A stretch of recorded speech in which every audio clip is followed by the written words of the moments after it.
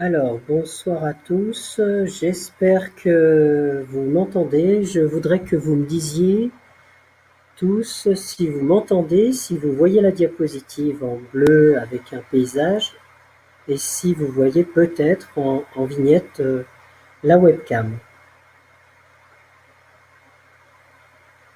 Donc il y a un délai entre les réponses du chat et quand je parle, donc voilà. Adeline dit ça y est, c'est parfait, ok, très bien. Je peux avoir d'autres réponses peut-être. Nickel pour Raphaël. Bon, donc ça veut dire que ça fonctionne pour moi. Ok pour Laure, super. Alors, Patricia a quelques difficultés de connexion. Elle essaye par rapport à son ordinateur de faire en sorte de pouvoir revenir. Pour l'instant, elle suit, euh, elle suit sur le chat avec son téléphone et puis dès qu'elle trouve la solution et qu'elle peut revenir, ben, elle revient me rejoindre. Voilà, donc bonsoir à tous. Merci d'être là. Bienvenue. Il y a un certain nombre de personnes, je pense que je les connais, et d'autres peut-être pas. Donc peut-être pour vous, ça peut être une découverte. Donc cette, ce webinaire, cette conférence en ligne, elle suit une conférence que j'ai fait lundi 23 septembre. Marie, tu n'as pas le son. Alors, je voudrais qu'on me confirme quand même que le son, c'est bon pour vous, pour tous, ou si c'est juste Marie qui n'a pas le son.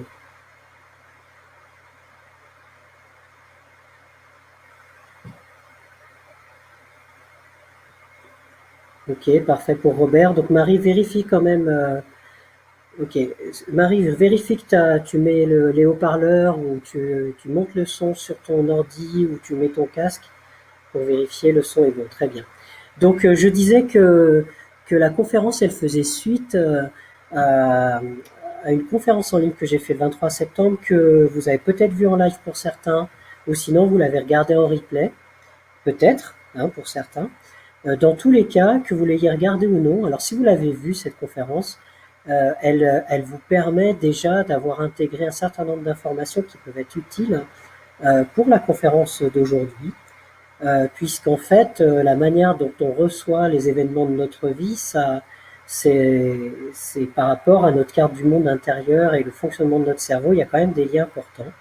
Donc, ce que je vais faire, et en particulier peut-être pour les personnes qui n'auraient pas suivi cette conférence en ligne, eh bien, je vais faire un résumé le plus rapidement possible des points importants, des aspects importants pour cette conférence-là, ici, de la conférence du 23 septembre. Voilà. Alors l'objectif, c'est que en sortant de cette conférence, donc là vous êtes confortablement chez vous, mais j'espère vous transmettre beaucoup de connaissances, que vous soyez enrichis véritablement de ces connaissances que je souhaite vous apporter, qui sont issues pour ma part donc des différents enseignements que j'ai suivis. Donc que ce soit au niveau de l'accompagnement en hypnose, donc tout ce qui est ma connaissance liée à l'inconscient et au fonctionnement du cerveau en particulier, et dans mon accompagnement des clients que j'accueille chaque jour, ou que ce soit d'autres enseignements que j'ai suivis. Alors il y a peut-être dans, dans la salle des personnes qui pratiquent la bioanalogie, par exemple. Et effectivement, c'est profondément inspirant pour moi par rapport à ce que je vais vous proposer. Simplement, comme j'ai une approche qui est quand même assez psychologique finalement, qui est dans la dualité par rapport au fait d'accompagner les personnes par rapport à leur souffrance, à leurs émotions, eh bien peut-être que je vais pas être dans la pureté en fait de ce que peut décrire la bioanalogie. Donc je m'en excuse par avance pour ces personnes-là. Par contre, peut-être que du coup, il y a peut-être un angle de vue un petit peu différent ou qui pourrait encore enrichir justement toutes les possibilités d'exploration sur ce sujet-là. Voilà, donc Donc je me présente un peu plus. Du coup, je suis donc Stéphane Rossignol, je suis praticien en hypnose, praticien du détachement des traumatismes, donc justement aller libérer les souffrances émotionnelles des personnes avec euh, une technique psycho-énergétique, qui permet en fait de libérer définitivement par rapport à une situation de départ ou une symbolique. Et c'est pour ça que les signes de la vie ou le rapport symbolique, analogique aux événements de notre vie est important, et c'est ce qu'on va aborder ce soir. Eh bien, euh, donc je suis familier en fait avec ces approches-là et le fonctionnement, la propre logique de l'inconscient, et qui est une logique toute particulière et qui n'a rien à voir avec celle du cerveau intellectuel. Voilà. Moi, du coup, j'ai fait des liens entre mon approche, ma pratique avec ma connaissance de l'inconscient et pour les bioanalogies, pardon, qui sont là, la bioanalogie. Voilà. Donc, comment ça va se passer pour ce webinaire? J'ai eu des demandes par rapport à une autre conférence en ligne que j'avais faite sur les signes de la vie, où c'était en fait un jeu de questions-réponses et je donnais un petit peu le sens des événements euh, pour, euh, pour des personnes qui demandaient durant le chat ou en amont.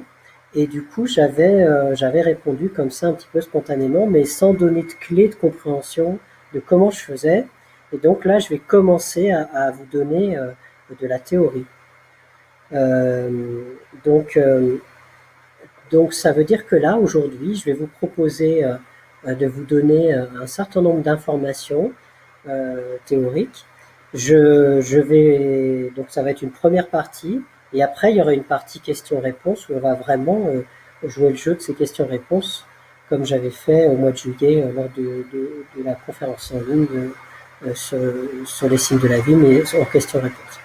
Mais par contre, comme c'est bien que ce soit en interaction, ce que je vous propose, c'est de poser vos questions au fur et à mesure. Alors c'est vrai que ce sera beaucoup plus facile pour moi quand Patricia sera là, parce que sinon je vais avoir, entre le fait d'expliquer et de suivre le chat, ça va être moins simple pour moi, mais bon, on va regarder ça. Voilà. Et donc, si vous avez des questions, ce qui serait bien, c'est que dans le chat, vous avez une option poser une question. C'est-à-dire qu'il y a deux possibilités. C'est soit euh, écrire dans le chat simplement ou poser une question, et ça permet d'avoir une meilleure visibilité sur vos questions. Voilà. Donc de toute façon, quoi qu'il arrive, je vous mettrai à disposition le replay de cette conférence. Cette conférence, en fait, elle fait partie, enfin, elle annonce en fait un atelier que je vais animer, et probablement une formation ensuite que je vais animer également sur le sens des événements de votre vie, les liens que vous pouvez faire sur le, la représentation symbolique de l'événement et par rapport à ce que la vie vous enseigne. Voilà. Donc je suis désolé Marie. Marion a peut-être donné la clé, connexion, déconnexion, reconnexion. Peut-être utiliser Chrome aussi, je vous le dis, comme navigateur internet. C'est peut-être plus efficace que d'autres qui seraient moins plus problématiques, quoi. Voilà. Euh, donc c'est juste. Alors évidemment, Marie n'entend pas. Si quelqu'un peut l'écrire dans le chat, ça peut être utile pour elle. Voilà. Je vais commencer le webinaire et je vais essayer de suivre en fait quand même en live vos questions-réponses. Alors, donc comme je vous disais, le replay, je vais essayer de faire en sorte qu'il soit disponible soit demain, soit ce week-end, voilà, en fonction de quand j'aurai réussi à le republier. De toute façon, vous aurez un mail par rapport au replay qui indiquera qu'il est disponible. Voilà, donc on va commencer réellement le webinaire. Alors je vais revenir. Ah oui, non, avant de revenir sur les clés dont on a besoin du webinaire précédent, vous pouvez, en parallèle quand je vais réaborder les thèmes du webinaire précédent, Donc je vais activer un sondage. Et dans ce sondage, je vais vous demander s'il y a, par rapport à vos questions, s'il y a des thématiques plus ou moins particulières que vous souhaitez voir abordées durant ce webinaire. Par exemple, il y a plusieurs thématiques possibles on peut affiner. Il y a la maison, par exemple, ce qui se passe à la maison, donc des événements qui se passent dans votre maison, la voiture, le travail, les relations avec les autres, l'amour, la santé, l'argent ou toute autre thématique que vous souhaiteriez aborder dans le chat. Bien sûr, après, vous pouvez poser vos questions précises. Essayez, vu que là je suis tout seul à animer le webinaire, de poser des questions qui sont en résonance avec le sujet que je suis en train d'aborder maintenant. Donc, c'est-à-dire qu'à chaque moment, voilà, si en attendant que Patricia arrive, euh, que je puisse du coup que ce soit fluide en fait pour moi et pour vous. Voilà. Ok Marie, super, euh, comme quoi tout va mieux. J'entends quelqu'un, est-ce que c'est Patricia qui vient d'arriver? Oui, c'est moi. Yes, Ça y super. est. Bon, Bonsoir à ok. tous et à toutes. Et donc ce qui est intéressant, Patricia, c'est que tu arrives en même temps que Marie arrive à avoir du son.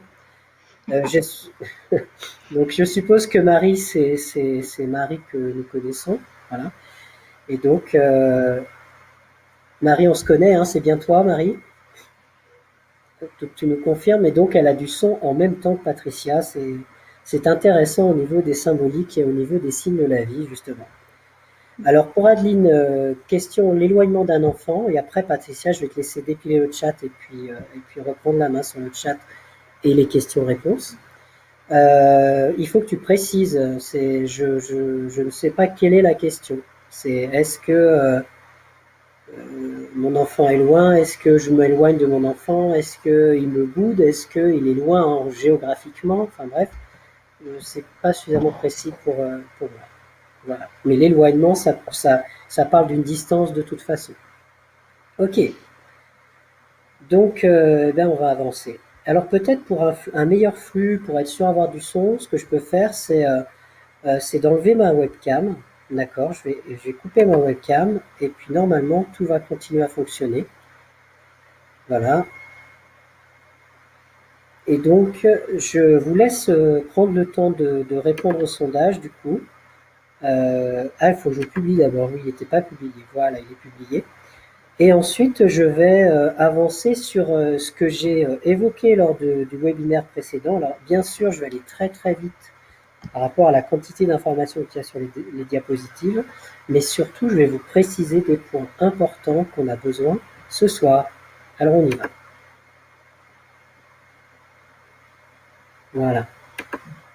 Donc, alors dans le webinaire précédent, on parlait des deux hémisphères du cerveau et on parlait du fonctionnement où on avait cette représentation, comme cette publicité là avec cette image, avec un côté une énergie très rationnelle, euh, très organisée, très structurée d'un côté, à gauche, l'hémisphère gauche. Donc ça, c'est une représentation qu'on voit souvent, hein, que vous voyez beaucoup dans les conférences aussi, des personnes qui vous parlent de l'inconscient.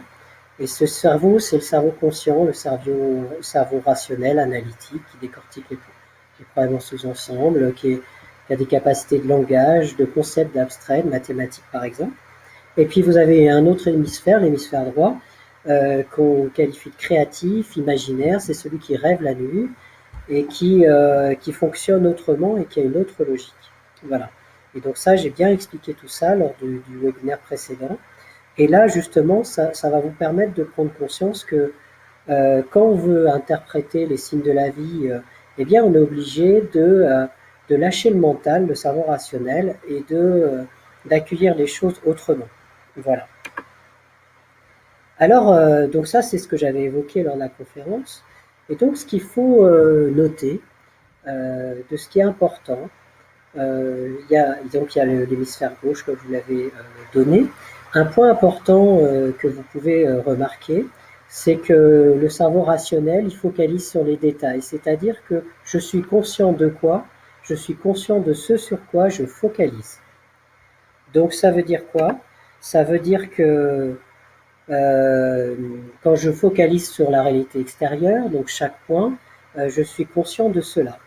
Et je peux être conscient de ce sur quoi je focalise en moi, à l'intérieur, par exemple ce que je ressens, mes pensées, les pensées sur lesquelles je focalise, parce qu'il y a parfois des tas de pensées qui passent et pour lesquelles on n'est pas totalement conscient qu'elles sont là.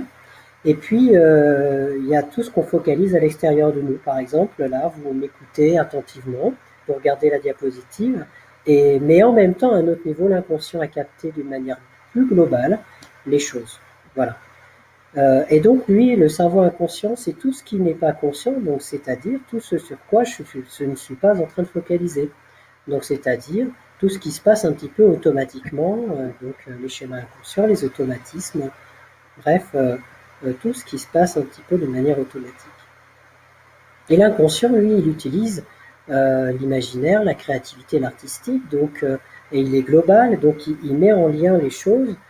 euh, il va avoir des fonctionnements, sa propre logique qui n'est pas celle du cerveau rationnel. Avec l'inconscient, on fait des rêves, et la nuit, lorsqu'on rêve, on est incapable euh, comment dire, enfin, sauf si on a une lecture comme celle que nous, praticiens de l'inconscient, on va dire, de l'hypnose ou du détachement de traumatisme par exemple, eh bien, on est incapable de comprendre, d'expliquer, d'analyser de ce que sont nos rêves la nuit. Donc, pour nous, c'est intellectuellement incompréhensible. Et ça se passe à un autre niveau. Alors, pour la question de Sylvie qui a été mise en avant, c'est toi, Patricia, qui l'a mise en avant, la question de Sylvie? Oui, D'accord. oui, oui. Donc, je peux. Alors, c'est une question que je réponds un peu plus tard, mais je peux déjà. C'est-à-dire que si tu vois passer un oiseau dans le ciel, Sylvie, mais que en fait ça te fait rien de particulier en toi, ça te touche pas vraiment.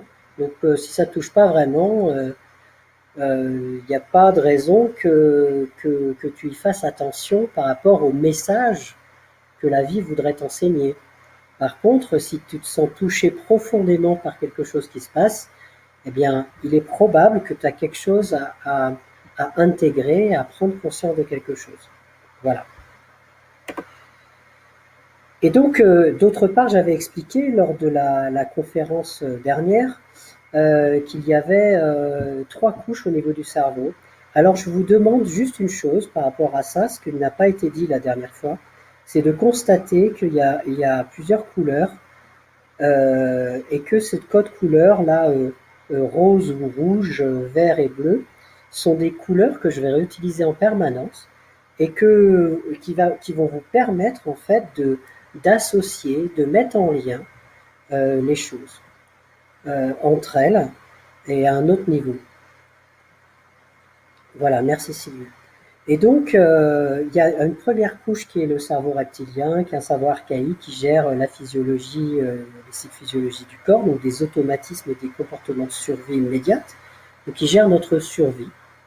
Au-delà, il y a le cerveau limbique et le cerveau émotionnel qui gère nos automatismes inconscients, nos schémas inconscients, qu'ils soient négatifs ou bénéfiques. Et donc, tous les réseaux neuronaux qui sont en place dans notre cerveau limbique ou reptilien, en fait, sont des schémas qui ont une influence sur notre vie, sur nos comportements automatiques dans notre vie. Et au-dessus, on a notre néocortex, ce fameux cerveau supérieur de l'Homo sapiens sapiens, qui nous distingue des espèces animales et qui fait qu'on a des capacités d'analyse, d'abstraction et d'anticipation. Voilà. Alors ça, c'était dans les choses qui avaient été dites la dernière fois. Et donc, pour créer des nouveaux réseaux neuronaux, ce que j'avais évoqué aussi, c'est qu'on peut répéter, par exemple 50 fois la même récitation, que si on vit des émotions intenses, eh bien, ça va s'ancrer beaucoup plus facilement. Donc, si on est dans la joie et le plaisir d'apprendre, eh bien, on va retenir beaucoup plus facilement un texte magnifique qu'on est en train de lire, plutôt que rabâcher 50 fois la récitation. Puis j'avais parlé aussi de l'association d'idées avec des contextes connus. Donc ça, c'est quand on met en correspondance des choses qui au départ étaient disjointes et ça, on complexifie et on rend plus robuste en fait les réseaux neuronaux. Voilà. Donc, je ne vais pas rentrer dans les détails en profondeur là-dessus, je l'ai dit déjà la dernière fois. Et donc voilà, ça c'est pour revenir sur les propriétés de l'inconscient. On a vu ensemble. Donc quand je parle de schéma inconscient, d'ailleurs, je vais au-delà de,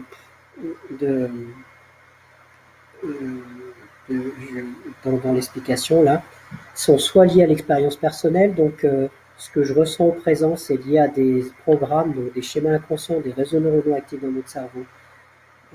Si je suis en souffrance, si je ressens des émotions négatives, c'est que j'ai un schéma installé qui est négatif en moi, un réseau neuronal qui s'active et qui est lié soit à mon expérience personnelle, donc qui appartient à mon passé qui s'est imprimé en tant que programme dans mon cerveau, soit à l'inconscient familial, donc aux fidélités transgénérationnelles qui ont été transmises de génération en génération, et en particulier par les parents. Voilà. Et puis, au-delà de l'inconscient familial, il y a tout l'arbre généalogique, bien sûr. Il y a l'inconscient collectif. Et puis, pour ceux qui y croient, il y a tout ce qui est lié aux autres vies, vies antérieures par exemple, ou d'autres plans de conscience qui ont une influence karmique sur notre existence. Voilà. Oui, les codes couleurs, c'est les codes de la bioanalogie qui sont expliqués dans les clés de naissance. Absolument, Mario. Alors,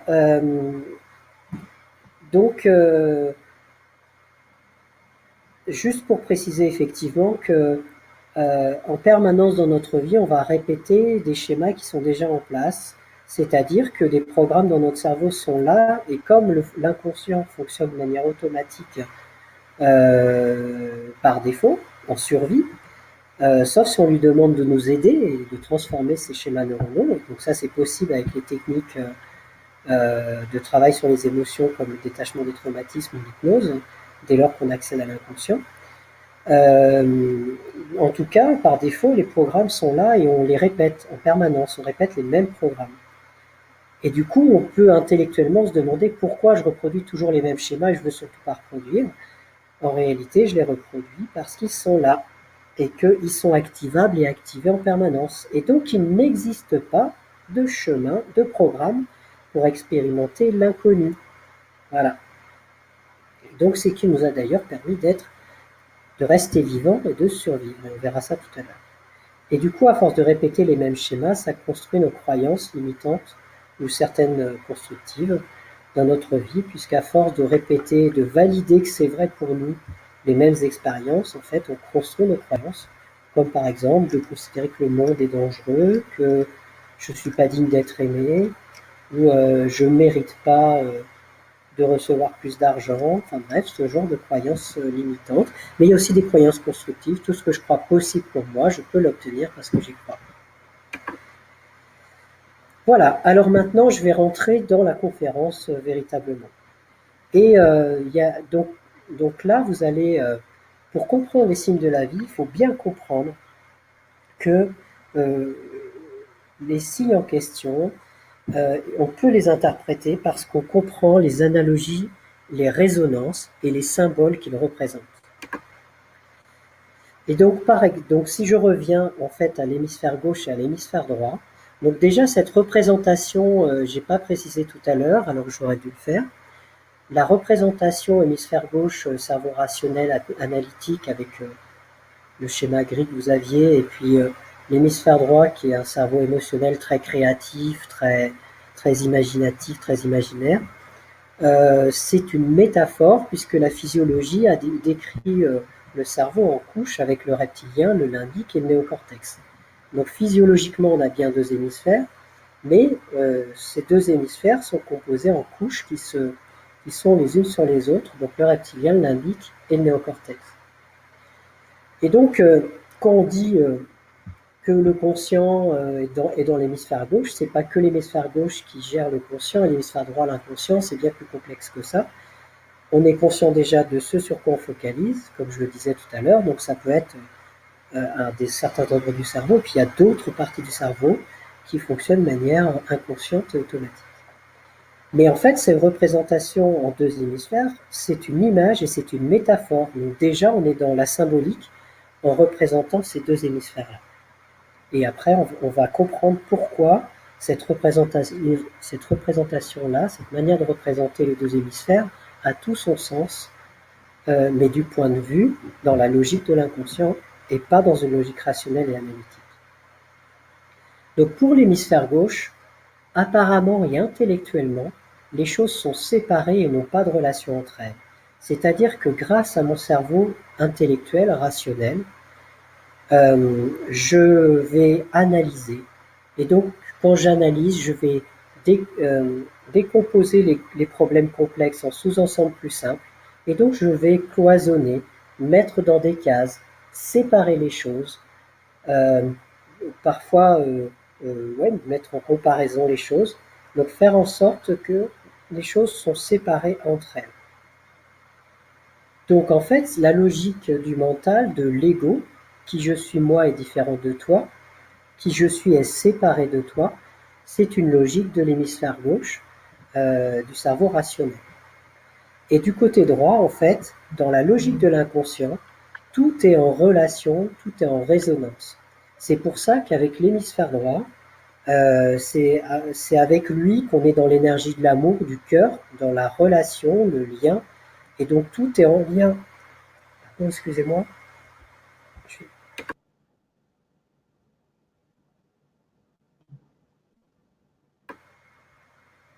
Donc avec l'hémisphère droit, tout est en lien et tout est en résonance. Ça veut dire quoi? Ça veut dire qu'en fait, il fonctionne par analogie, par symbole, il met tout en relation. Donc il est dans la communication, dans le relationnel. C'est aussi celui qui nous permet d'accéder à la spiritualité.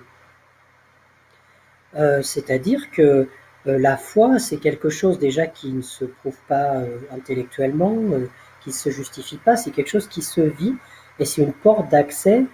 Quand je dis je suis relié à la source, ou je crois en Dieu, ou nous sommes tous un, ou nous sommes dans l'unité avec la planète, quand j'exprime ce genre de propos, en fait, en gros, c'est mon hémisphère droit qui parle, quoi. Alors que si je suis dans cette logique de séparation par rapport aux autres, je suis dans une logique de l'hémisphère gauche. Voilà. Et donc ça c'est important de prendre conscience, de bien remarquer que le cerveau droit, l'hémisphère droit fonctionne comme ça. Il est global, il met en relation et en résonance. Et c'est pour ça que la nuit, lorsque l'on rêve, en fait, on va rêver de situations, de personnages, de personnes, d'événements, d'animaux, avec lesquels, qui ont un sens symbolique, qui ont du sens par rapport à l'énergie qu'ils dégagent, à ce qu'ils manifestent, mais qui intellectuellement semblent de rien avoir avec notre vie concrète de tous les jours. Or, pourtant, l'inconscient essaye d'ajuster, de réguler nos problématiques des jours précédents, faisant ces rêves-là. Voilà.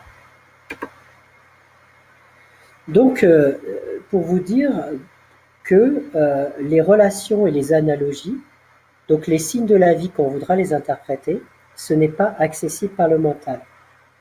Ce n'est pas accessible ni par l'analyse rationnelle, ni par le mental.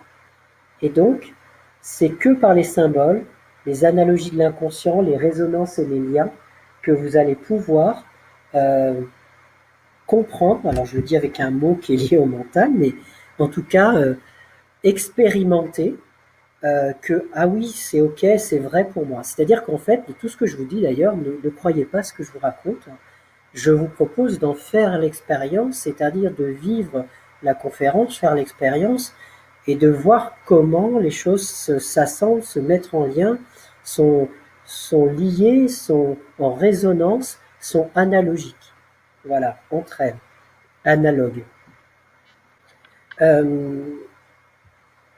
On a et ça, et donc ce n'est pas accessible par le rationnel et le mental, donc ça vient à un autre niveau pour vous. Alors bien sûr, je vais vous donner des éléments qui vont vous aider à voir les liens là où ils sont. Et, euh, et donc, voilà, donc on va voir un petit peu en fonction de comment ça se passe pour vous, vos questions, et tout ça, et on fera des liens, mais je vais avancer de toute façon en attendant dans la conférence. Il n'y a pas de questions pour l'instant, Patricia, sur les symboliques, hein, sur les liens. Non, non, Ah non. non, ok. Et sur le sondage, si je le regarde, alors il y a beaucoup plus de personnes. Ah ben, l'argent est prioritaire. Il y a l'argent, les relations aux autres et un petit peu la maison. Donc l'argent est demandé à 33%, euh, les relations aux autres 20%, la maison 13%. Voilà. Donc pour ceux qui ont répondu au sondage.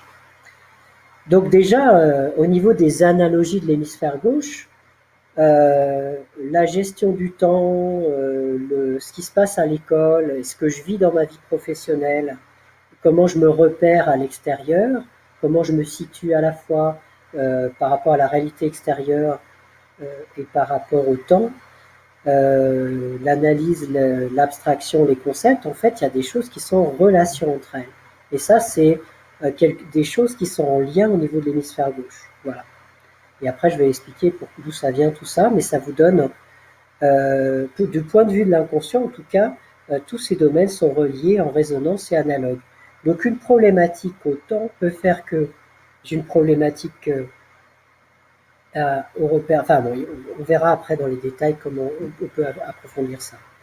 Et du côté de l'hémisphère droit, euh, donc ma capacité à être créatif et être artiste, ça fait appel à une part d'émotionnel, à une part voilà, donc intérieur.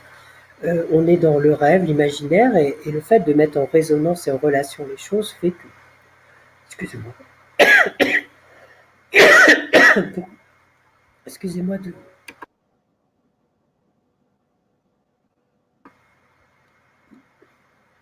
donc je vous prie de m'excuser parce que j'ai quelques petits soucis de rhume et donc de trachéite, et je vous prie de m'excuser d'avance par rapport au fait que je puisse tousser et couper le micro juste pour éviter que ce soit inconfortable pour vous. Donc pour l'hémisphère droit, donc ouais, là aussi il y a des analogies et des résonances qui peuvent se manifester. On va voir ensemble de quoi il s'agit. Alors je vais prendre un exemple, l'exemple de la survie, parce qu'en fait c'est important de prendre conscience, si on vit des signes dans notre vie, des événements qui se passent pour nous, eh bien peut-être que la vie nous enseigne quelque chose et nous demande de prendre conscience de quelque chose. Je vais boire un peu. Voilà. Alors, donc la survie, c'est quoi? Eh bien, en survie, comment nous fonctionnons? Inconsciemment, déjà, je vous ai parlé des schémas inconscients, et c'est pour ça que je suis revenu dessus tout à l'heure. Nous reproduisons nos automatismes, qu'ils soient physiologiques, avec le cerveau reptilien, qu'ils soient émotionnels, ou que ce soit des comportements de routine. Donc, en permanence, inconsciemment, dans notre vie, nous ne faisons que reproduire des comportements, des automatismes, ou des schémas inconscients émotionnels, et c'est plus fort que nous.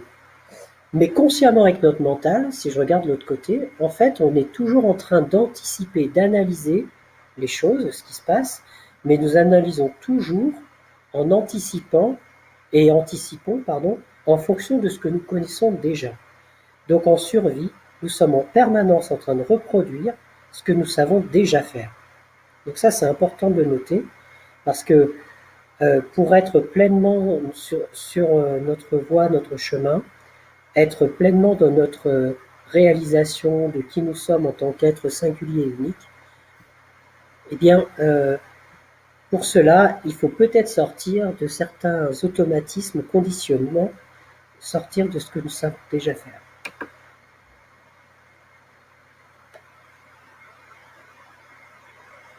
Et donc, imaginez par exemple chaque matin, je me lève du même côté du lit. j'écoute la même station de radio au réveil qui m'a réveillé à la même heure.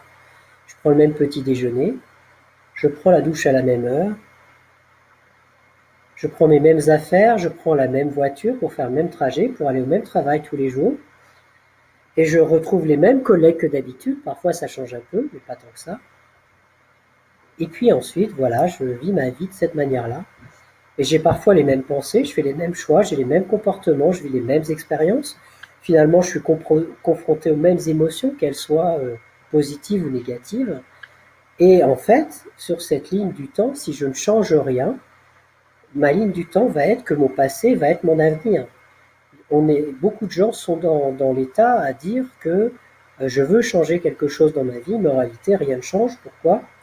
Parce que je ne fais que répéter ces mêmes schémas, ces mêmes comportements, ces mêmes expériences. La seule façon de changer, c'est de nous changer nous-mêmes, ce qui nous ferait changer de ligne du temps, ce qui ferait que plutôt que suivre aveuglément le GPS intérieur de cette guidance, cette voie du GPS qui nous dit tourner à droite, tourner à gauche, eh bien, peut-être qu'en nous changeant nous-mêmes à l'intérieur, on pourrait choisir consciemment, d'une manière plus consciente, un autre chemin. Et donc changer cette ligne du temps sur laquelle on est installé par défaut. Donc, est-ce que je suis en survie ou est-ce que je suis pleinement vivant? Alors, prenons la survie de l'espèce. L'espèce, pour survivre, elle doit assurer trois choses. L'intégrité de son territoire, donc l'espace sur lequel elle vit, quitte à se battre avec la tribu voisine par exemple, l'alimentation, assurer l'intégrité de la nourriture et de l'alimentation, et puis la descendance, assurer la survie de l'espèce par la descendance. Et vous remarquerez que le territoire, il s'agit d'assurer l'espace, l'intégrité de l'espace sur lequel je vis. La descendance parle de ma survie dans le temps, et mon alimentation parle de cette rencontre permanente avec ce qui me nourrit. Voilà. Et il y a encore ce code couleur que vous avez pu constater. Et donc, si je parle j'associe la survie, donc la logique de descendance,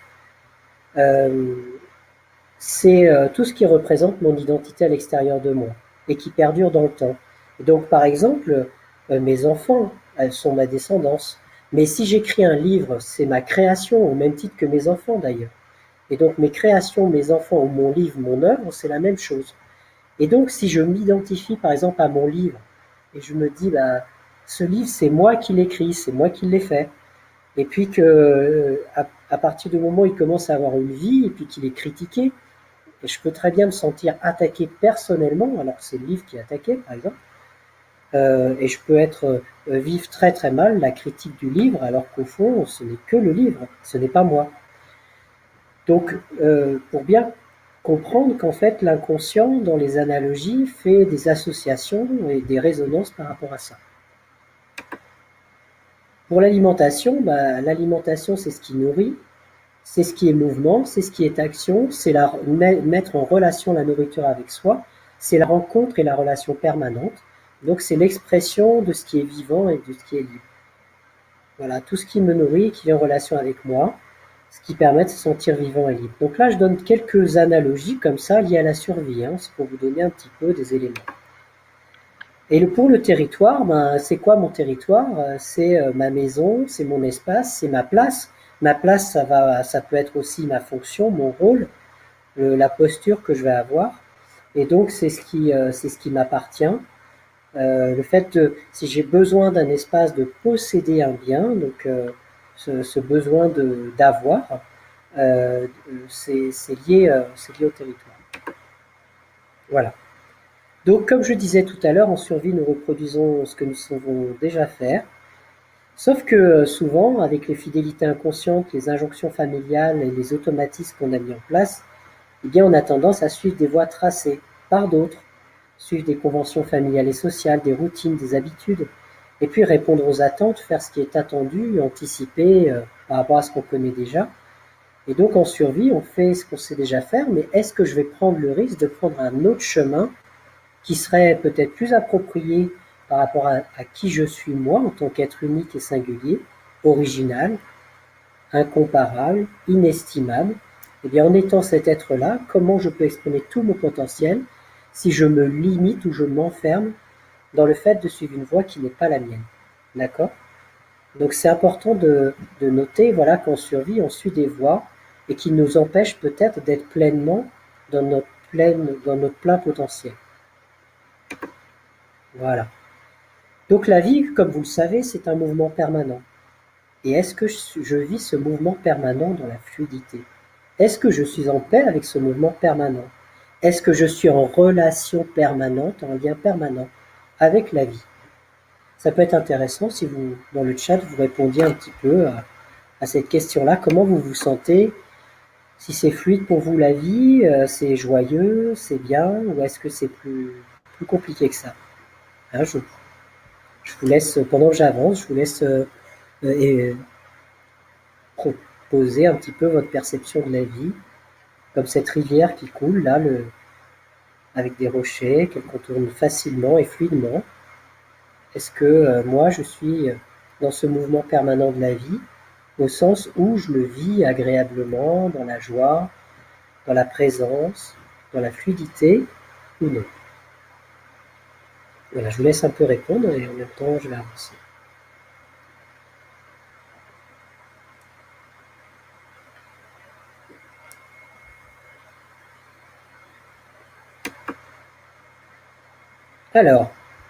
Alors, c'est ce que je disais tout à l'heure. Est-ce que c'est fluide pour moi? Est-ce que je suis bien en lien avec elle? Est-ce que je suis une voix qui est singulière, unique, qui me permet d'être pleinement moi-même, celle qui me permet l'expression de tous mes potentiels?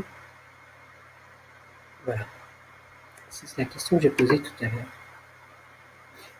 Alors en fait, avec notre hémisphère gauche, le cerveau rationnel, avec notre ego, cette partie de nous qui est dans la séparation. Alors en même temps, notre cerveau rationnel et analytique, il est capable, c'est l'intérêt quand même de l'avoir, c'est il est capable de discernement. Mais en discernant, on est en train de séparer les choses, de dire c'est bien, c'est mal, on est dans le jugement, dans l'ego et la séparation. Donc en fait, c'est quand on est dans c'est positif, c'est négatif, c'est bien, c'est mal, c'est oui, c'est non, ça m'appartient à moi, ou si je me sépare de l'autre, ça ne m'appartient pas, c'est à lui, c'est à moi. Mais sauf que quand je suis dans cette perception-là, consciente du mental, de l'ego, eh ben, quelque part, je me coupe du lien. Je me sépare de la vie et de son mouvement permanent. Ah, Raphaël, c'est très fluide, capacité d'adaptation, génial. Tu en as vu beaucoup des messages, Patricia, pendant que je parlais sur. Oui, c'est Marie qui a répondu. Je pense qu'elle est. Oui, il y a Raphaël, Adeline et Sylvie. Et Marie. D'accord. Et c'était quoi les phrases alors, Sylvie?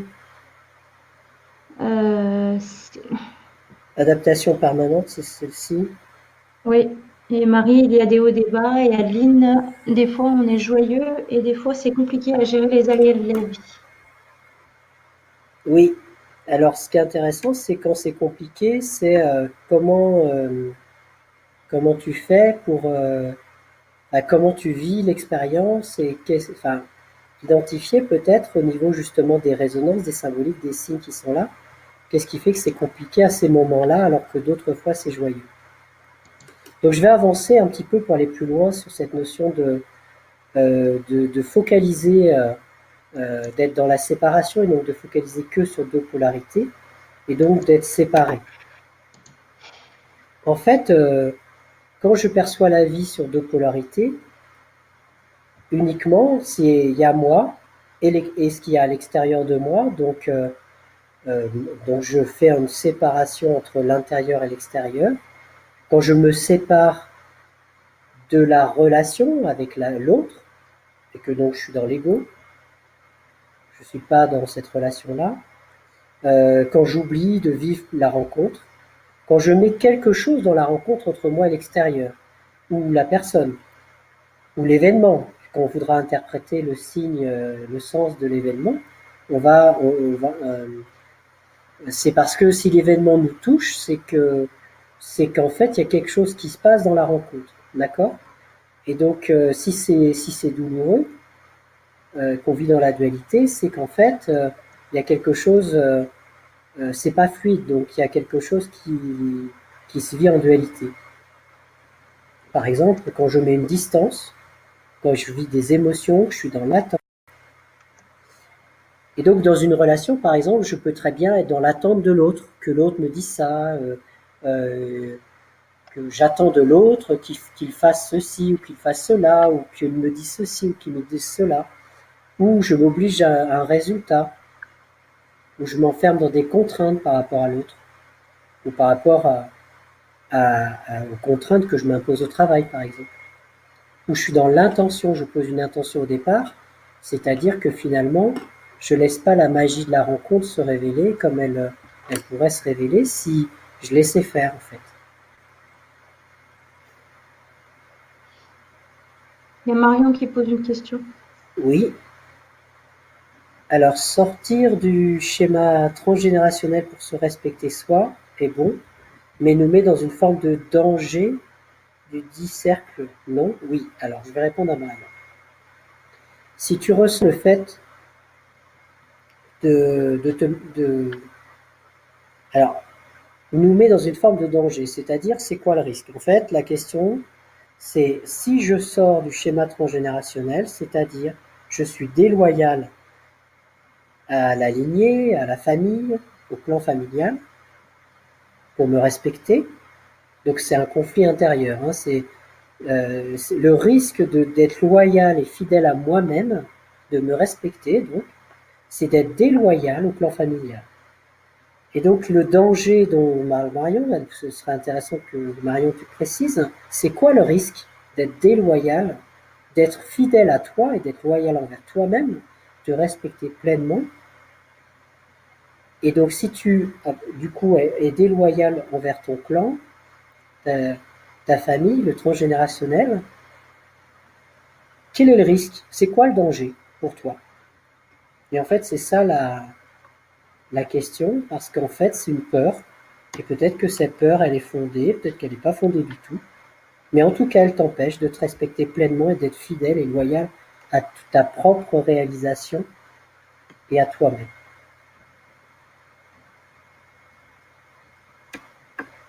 Tu me diras, Patricia, si Marion a répondu ou s'il y Ouais, a il y a d'autres. Robert qui a, Robert a marqué quelque chose. Oui. Alors, plus fluide aujourd'hui qu'hier après un travail, mais impatience par rapport à des réalisations personnelles.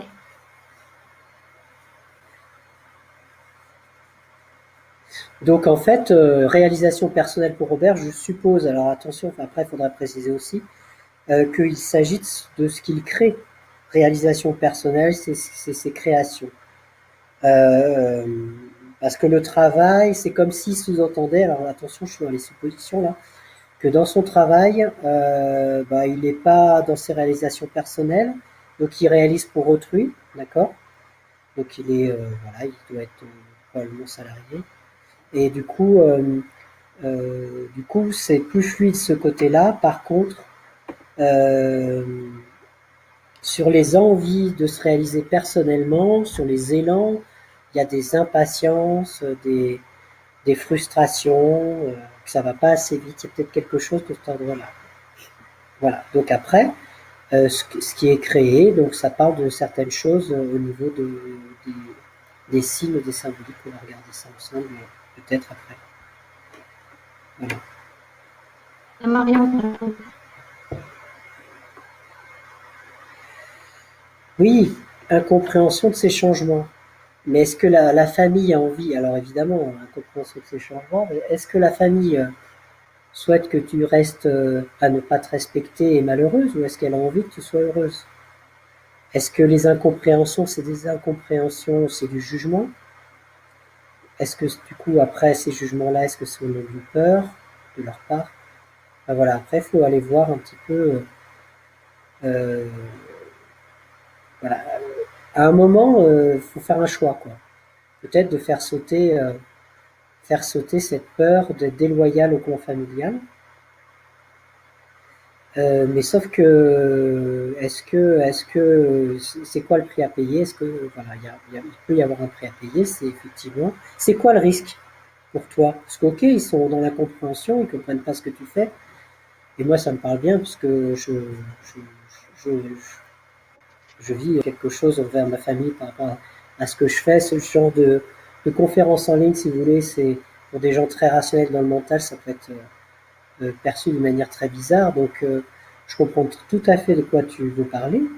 Mais en quoi, pour toi, c'est quoi le risque ou les conséquences de ces incompréhensions pour toi de te réaliser pleinement, Marion? Voilà. Donc, le temps que Marion réponde, je vais avancer un petit peu peut-être. Parce que donc pour bien comprendre que là, la dualité dont je parle, c'est-à-dire que c'est toujours l'idée que je mets quelque chose plutôt que vivre dans cette rencontre fluide, dans ce lien avec la réalité extérieure, avec la relation, avec la vie, je mets quelque chose qui me fait vivre dans la dualité l'expérience.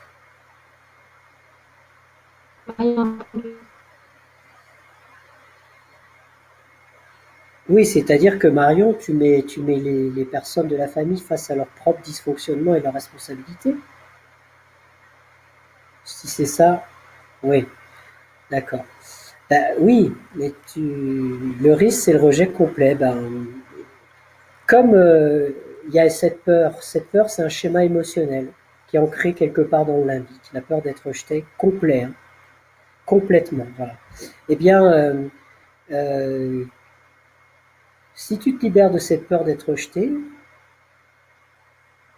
tu te libères du risque que ça arrive, parce que les peurs, c'est un programme qui est là. La peur d'être rejeté est un programme qui est présent, qui fait qu'en fait, il peut s'activer de toute façon. Alors que si tu désactives émotionnellement le programme négatif, tu peux te libérer. Donc alors je parle d'une manière duelle hein, pour les gens qui font la biologie d'ailleurs, mais d'une manière dans l'accompagnement un peu psychologique, tu peux te libérer de ce schéma émotionnel négatif. Voilà. Et du coup, peut-être que une illusion en réalité, mais c'est une illusion qui a une envergure, une dimension extrême qui vient de cette idée de ce que tu fais, que tu pourrais être rejeté. Voilà. Mais par contre, mettre un miroir face au problème d'un fonctionnement pas sain, c'est peut-être quand même c'est quelque part, c'est les aider quoi dans ta famille. C'est les aider à bouger, c'est les aider à avancer. Alors bien sûr, les gens ils bougent parce qu'ils ont envie de bouger, c'est pas malgré eux, mais en même temps, ça aide les personnes à évoluer aussi quoi. Voilà. Après, je sais pas si tu veux rajouter quelque chose ou préciser. Voilà. Alors allons-y. Donc en fonction des émotions que je vis, si je vis des émotions bénéfiques, si par rapport à un événement, une situation, ou dans une relation, par rapport à la vie, je suis dans la joie, l'amour, la gratitude, l'enthousiasme, la paix, la plénitude, la confiance, la foi, la présence, la fluidité, et il y en a d'autres encore, eh bien, je suis dans cette reliance, cette relation pleine et entière avec la vie telle qu'elle est. Je suis en paix avec l'événement, euh, avec plaisir, Marie. Et si par contre je vis des émotions de peur, de doute, de colère, enfin bon, bref, toutes ces émotions que vous voyez sur le slide, eh bien, quelque part, c'est que ça me touche à l'intérieur de moi et quelque part, je mets dans la rencontre avec l'événement, avec la personne, avec la vie, avec la situation, je mets une charge émotionnelle et qui fait que je vis en survie ou en dualité les choses. Alors, comment vivre la rencontre?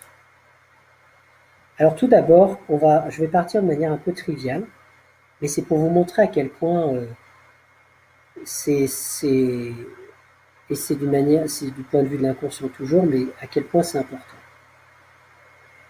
Qu'est-ce qu'une rencontre? C'est quand l'intérieur et l'extérieur se rencontrent. Donc j'ai donné l'exemple de moi, ce que je ressens face à l'événement, face à une réalité extérieure, face à une relation, donc entre moi et l'autre à l'extérieur de moi. Et quand je le vis dans le lien, donc dans l'énergie de partage, d'amour ou dans la séparation. Mais une rencontre, c'est par exemple les pieds qui touchent le sol. La marche, c'est déjà une rencontre. Si je suis assis en hauteur sur un tabouret de bar, il est clair que je ne peux pas marcher. Donc, mais c'est assez trivial comme description, mais c'est quand même, vous allez voir après tout ce que ça implique par rapport à la compréhension du sens des choses. Les mains jointes, quand je joins les mains ou quand je fais un applaudissement par exemple, eh bien cette rencontre-là, c'est la main gauche et la main droite et la rencontre les trois ensemble. Tout ça, font la totalité. Hein. Voilà. Et c'est toujours, la rencontre, c'est quelque chose qui est immatériel, insaisissable, entre ces deux polarités, donc les deux mains par exemple, ou le pied et le sol, c'est cette limite insaisissable et immatérielle entre l'intérieur et l'extérieur. Donc allons un peu plus loin assez rapidement. Je vais vous donner des exemples. Donc je parle effectivement de deux polarités d'une rencontre. Donc une forme par exemple, dans l'univers dans lequel nous sommes, dans lequel nous nous sommes incarnés. Incarner, ça veut dire prendre un corps de chair, incarner dans la carne, la chair. Ça veut dire que quand on fait l'expérience de la densité de la matière, eh bien nous prenons une forme.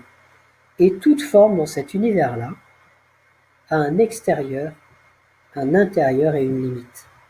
C'est la notion, c'est la 3D, quoi, voilà. Et donc il y a encore ce code couleur que vous pouvez voir toujours. Et donc en fait, il y a ce qui est à l'intérieur de moi, l'extérieur, et puis il y a une limite, et qui est encore quelque chose d'insaisissable et d'immatériel. Et donc c'est important, hein, cette notion de rencontre, de limite, dont je vais parler un peu plus tout à l'heure. Voilà. Et donc, je vais vous poser une question dans le chat maintenant. Quelle est la rencontre entre mon corps physique et l'extérieur? Et je vous laisse décrire qu'est-ce qui fait, qui permet, ou quelle est la rencontre, c'est vraiment la question, quelle est la rencontre entre mon corps physique et l'extérieur, et la réalité extérieure? Je vous laisse répondre dans le chat.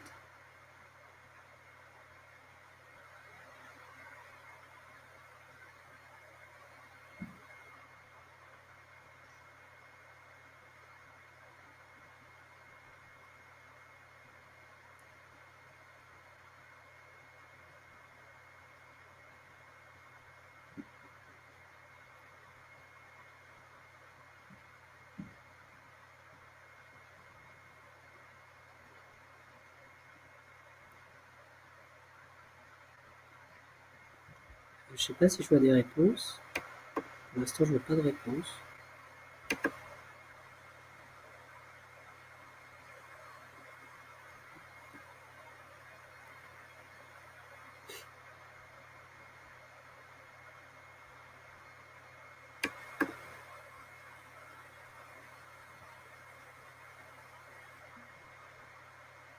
Ok, Marion dit la peau.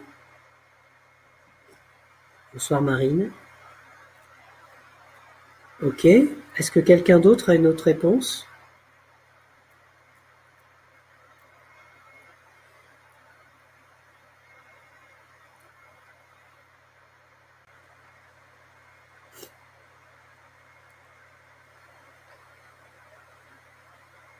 Alors cette rencontre passe par les 5 sens, voire le 6e. Oui, alors d'accord, ok. Donc c'est bien, je commence à avoir des réponses. Donc en tout cas, donc là en fait Sylvie, tu parles de la manière de rencontrer la réalité extérieure avec les 5 sens. Moi, je parlais de ma forme en fait sur le slide au départ. Donc effectivement, Marion est plus proche de la réponse. C'est-à-dire que, mais c'est pas tout à fait ça. C'est-à-dire qu'en fait, ma peau fait partie de moi encore, donc fait partie de ma forme. Et en fait, la rencontre, c'est quand la dernière molécule de peau va rencontrer la première molécule d'air. Et c'est cette rencontre-là, entre la molécule de peau et la molécule d'air, qui est insaisissable, immatérielle, qui est une limite qui est extrêmement ténue, hein, une énergie au-dessus de la peau. Non, c'est vraiment cette rencontre. Alors là, on parle du physique, hein, parce qu'après, si on parle d'énergie, on va parler des corps subtils éthériques, c'est ce qui n'est pas l'objectif là. Mais, euh, mais, mais on est dans la forme physique concrète, dense, matérielle, hein, d'accord.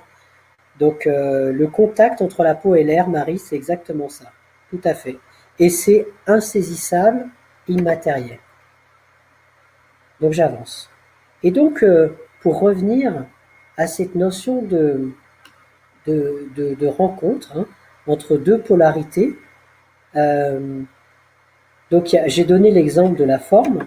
Donc il y avait, on est en train de donner les deux polarités, la rencontre entre chaque polarité, hein, d'accord, avec ce qui vont définir trois plans, ces trois couleurs dont on a parlé. Donc tout d'abord la forme dont j'ai parlé tout à l'heure.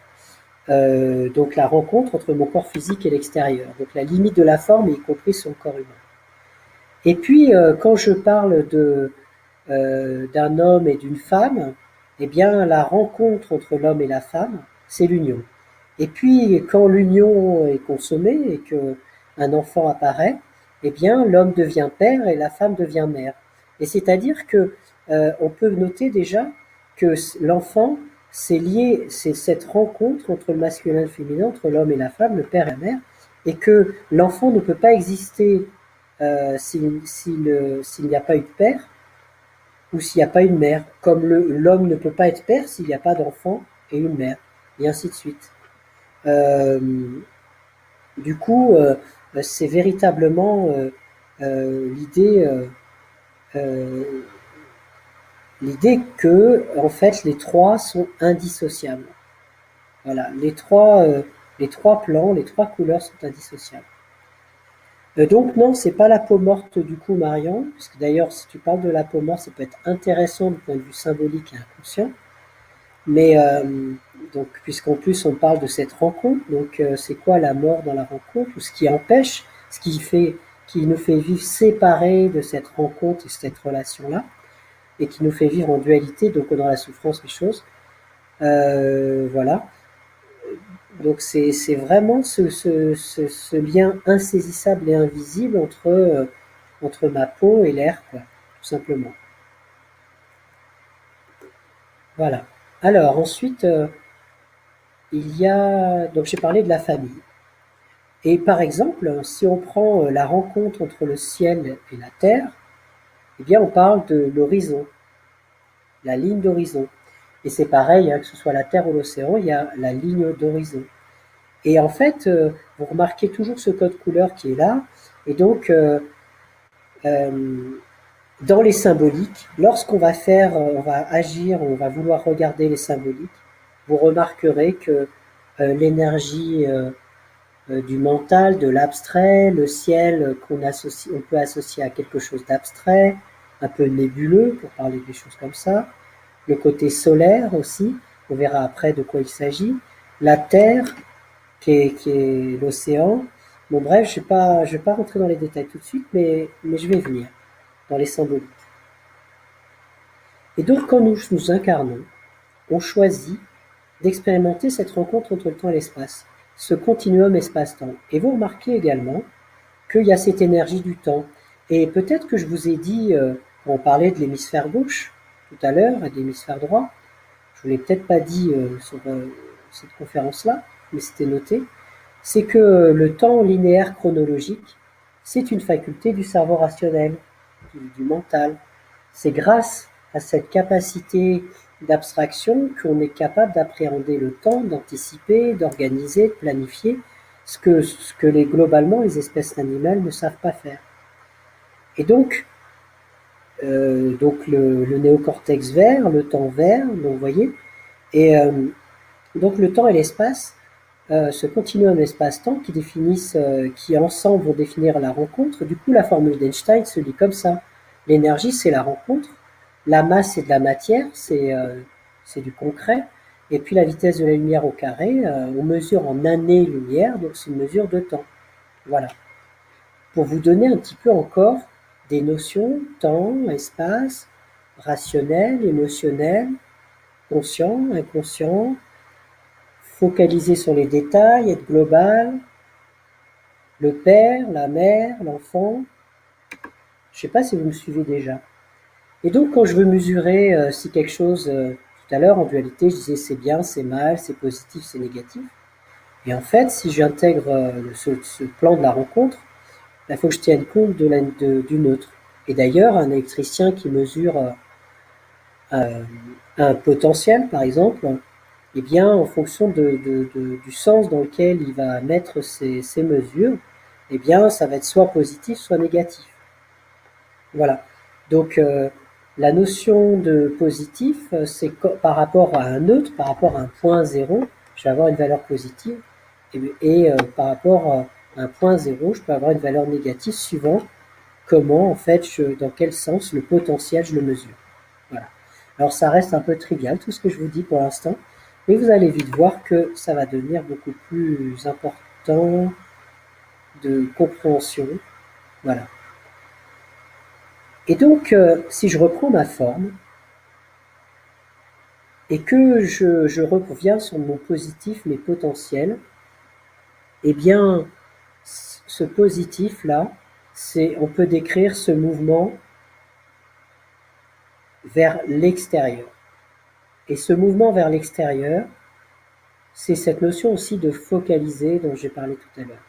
Et le mouvement vers l'intérieur, donc c'est la réceptivité. D'accord?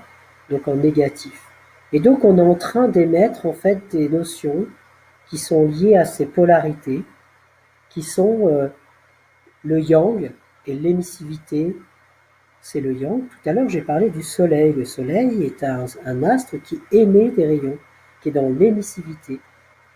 Et la réceptivité, c'est yin. Et donc si je fais une analogie encore, une, une correspondance, une résonance symbolique avec la sexualité, le masculin est dans l'émissivité, l'homme donne sa semence, et le féminin accueille, reçoit l'homme à l'intérieur, et donc c'est la réceptivité. D'accord? Donc ces mouvements intérieur-extérieur, extérieur vers l'intérieur, en fait, vont donner des notions importantes pour la suite de notre compréhension. Ce qui veut dire que quand on décrit les deux hémisphères, rationnel, émotionnel, conscient, inconscient, je suis conscient de ce sur quoi je focalise, ça veut dire que je suis dans l'émissivité, quand je suis focus sur quelque chose, j'utilise cette énergie masculine, cette polarité positive. Donc cette polarité yang extérieure, focalisée sur l'extérieur, polarité masculine. Et la polarité féminine, mouvement vers l'intérieur, le yin. Et donc, c'est le yin et le yang que vous connaissez peut-être. Hein, et il y a cette notion de rencontre entre les deux. Donc quand le masculin rencontre le féminin, c'est l'énergie du couple. C'est l'énergie, c'est la limite de la forme dont on a parlé tout à l'heure. C'est la rencontre entre l'intérieur et l'extérieur. Quand ce que je ressens à l'intérieur de moi rencontre la réalité extérieure, je suis vivant. C'est comment je vis la vie d'ailleurs, comment je ressens et j'expérimente la vie. Et ce vide, comme je vous ai montré tout à l'heure qu'on parlait de la dernière molécule de peau qui rencontre la première molécule d'air, donc c'est la rencontre entre la peau et l'air, eh bien c'est un vide relationnel. Voilà. Et puis quand on parle de cette voie du milieu, hein, dans le Tao, avec le yin et le yang, c'est la voie de la sagesse, puisque justement quand la rencontre est fluide, harmonieuse, quand on est en relation avec les événements de notre vie, mais dans la joie, la fluidité et la paix, qu'on ne veut pas une autre réalité que celle qui est là, eh bien, on est dans cette voie de la sagesse. Alors, je vous ai montré le soleil, qui est une énergie masculine, qui émet. Quand vous rêvez de soleil, d'ailleurs, si vous êtes allergique au soleil, par exemple, ou si vous avez des problèmes par rapport au soleil, ça parle de votre énergie yang, ou du masculin, de votre rapport masculin. Bien sûr, intellectuellement, apparemment, ça semble rien avoir avec mes relations à l'homme, ou à mon père, ou aux hommes, mais inconsciemment, l'inconscient fait les liens, et met en relation et en résonance. Si je développe une phobie de l'araignée ou une peur de l'avion, de prendre l'avion, c'est que j'ai peur de prendre mon envol pour l'avion. Donc, quel que soit ce que je vais développer comme réaction, phobie, allergie, comportement face à des événements, il est probable que, enfin en tout cas, du point de vue de l'inconscient, il y a des liens qui se font. Voilà. Et donc, si j'associe maintenant, je mets le symbole du féminin et du masculin et du féminin, sur le fonctionnement du cerveau, en fait, ça devient encore plus clair. C'est-à-dire que comme je focalise sur les détails avec mon rationnel, que je suis dans le temporel, que je planifie, j'organise avec mon mental, et que je suis en train, en focalisant, de séparer les choses, donc je peux être dans l'ego, dans la séparation, je suis capable de me mettre à distance et du coup d'utiliser des tournures de phrases négatives. Eh bien, à l'inverse, l'inconscient, l'émotionnel, lui, il est dans le lien, la relation, et il ignore les tournures de phrases négatives, il ne fait que vivre les expériences. Marion, tu ne comprends pas le concept de vide relationnel, c'est-à-dire que c'est cette rencontre qui est insaisissable et immatérielle, et donc c'est quelque chose qui est vide, c'est pas un objet, voilà. Et du coup, c'est juste une relation, voilà. Quand je parle du couple, par exemple, tout à l'heure j'ai parlé du couple, l'objet couple n'existe pas, c'est simplement cette rencontre entre l'homme et la femme. Voilà, c'est ça que je veux dire. Et c'est vide relationnel, c'est pour insister sur le vide. Parce que le vide, en fait, quand on parle du vide quantique, en réalité, déjà, c'est un vide plein d'informations, c'est pas un vide vide. Et, euh, et donc, c'est quelque chose qui se passe à un niveau qui n'est plus matériel, quoi. Voilà. Ce qui fait que, du coup, l'énergie que vous mettez dans cette rencontre, donc dans ce vide, est important puisque en focalisant sur le vide, c'est l'expérience des formes de Jung, alors là on rentre dans la physique quantique, mais on détermine le résultat, on actualise un potentiel. Alors là je vais vous perdre si je parle comme ça, mais en tout cas c'est qu'on fait un choix de solution qui est limité parce que j'ai focalisé sur un résultat. Et du coup, je vais concrétiser dans ma réalité des événements, des situations qui sont, si je suis dans la dualité, qui m'invite à mettre en conscience certaines choses. C'est pour ça qu'on parle des signes de la vie. J'espère que j'ai été plus clair, Marion. Voilà. Donc pour revenir à cette notion d'énergie féminine et masculine, je l'ai dit probablement, oui je l'ai dit à la dernière conférence, donc l'inconscient se développe avec des ondes θ donc avant 6 ans, c'est pour la construction du cerveau, je parle. Hein. Des ondes alpha entre 5 et 8 ans pour la construction. Donc en gros, la partie inconsciente du cerveau, la construction de base, c'est entre 0 et 7 ans.